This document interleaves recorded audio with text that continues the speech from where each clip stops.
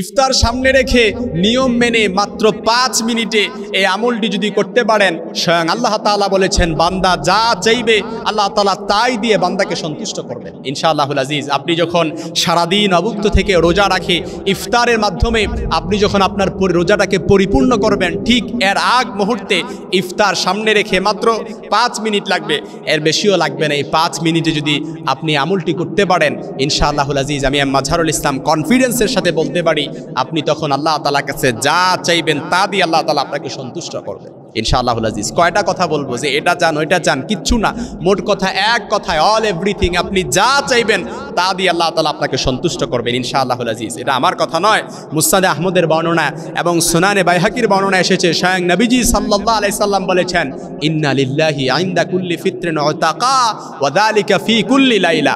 অবশ্যই আল্লাহ তাআলা রমাদানে প্রতি ইফতারের সময় অসংখ্য ব্যক্তিকে জাহান্নাম থেকে মুক্তি দান করেন এবং প্রতি রাতেই তা হয়ে থাকে। শুধু তাই নয়, নবীজি সাল্লাল্লাহু আলাইহি সাল্লামের অপর বর্ণনা এসেছে, নবীজি সাল্লাল্লাহু আলাইহি সাল্লাম বলেছেন লিসাইমি ফারহাতানি ফারহাতুন ইনদা ফিত্রিহি ওয়া ফারহাতুন ইনদা লিকাই রাব্বিহি।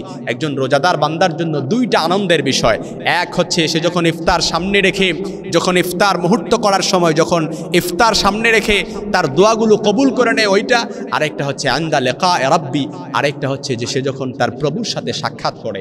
এজন্য মনে রাখবেন, আপনি যখন ইফতার সামনে রেখে আপনি যখন বসে রইলেন ইফতার করছেন না, ওই সময়টা আল্লাহ তাআলার কাছে এতটা দামি, যেটা অপর এক বর্ণনা এসেছে নবীজি সাল্লাল্লাহু আলাইহি সাল্লাম বলেছেন সালাসু দাওয়াতিন লা তুরাদ্দু ফিহিন্না, 3 ব্যক্তির দোয়া আল্লাহ তাআলা ফেরত দেয় না।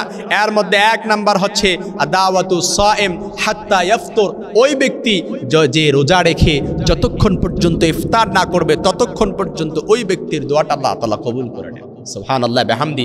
এজন্য ইফতার সামনে আসে, ইফতারকে সামনে রেখে আপনি কয়েকবার ইস্তেগফার পড়বেন, যদি সময় থাকে তাহলে 100 বার ইস্তেগফার পড়বেন, 100 বার দরুদ শরীফ পড়বেন, তারপর 2 হাত তুলে ইফতার সামনে নিয়ে আল্লাহ তাআলার কাছে কায়মানুবাক্যে দোয়া করবেন। মনে রাখবেন, ওই মুনাজাতের ভেতরে যদি দুরুদ শরীফ থাকে নবীজি সাল্লাল্লাহু আলাইহি সাল্লামের প্রতি, তাহলে ওই দোয়াটা আল্লাহ তাআলা কখনো ফিরিয়ে দিবে না ইনশাআল্লাহুল আজিজ। কি চাইবেন আল্লাহ তাআলার কাছে? ক্ষমা প্রাপ্তির জন্য চাওয়ার আছে, চান, আল্লাহ তাআলা উস্তুজিব কবুল করে নেবেন। ঋণ মুক্তির জন্য আল্লাহর কাছে চাওয়া আছে, চান, উস্তুজিব আল্লাহ তাআলা কবুল করে নেবেন।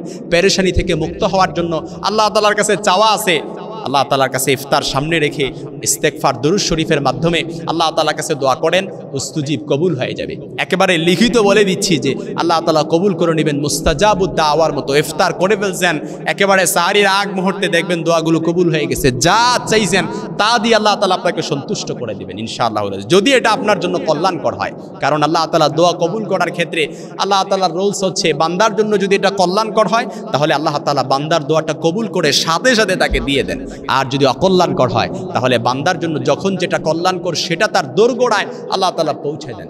এই জন্য হতাশ হওয়ার কোনো কিছু নেই, আপসেট হওয়ার কোনো কিছু নেই।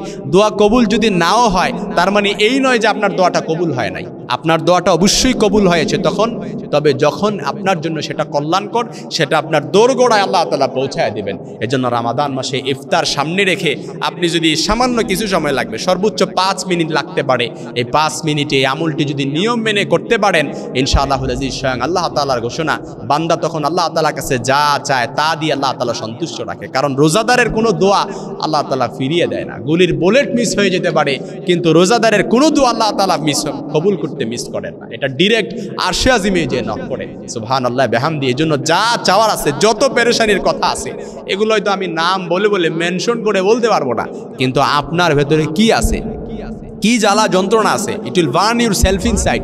আপনার ভেতরটারে কোনটা জ্বালায় পড়ায় সারকার করে দিচ্ছে, এটা আমি ছাড়া, এটা আপনি ছাড়া আমি ভালো করে বুঝতে পারবো না। এজন্য আপনি আপনার যে দোয়াগুলো আছে, যে আকাঙ্ক্ষাগুলো আছে, যে কামনাগুলো আছে, এগুলো আল্লাহ তাআলার কাছে পেশ করেন রোজা অবস্থায়, দেখবেন আল্লাহ তাআলা কবুল করে নিয়েছে। কারণ রোজাদারের কোনো দোয়া আল্লাহ তাআলা কখনো ফিরিয়ে দেয় না। সুবহানাল্লাহ।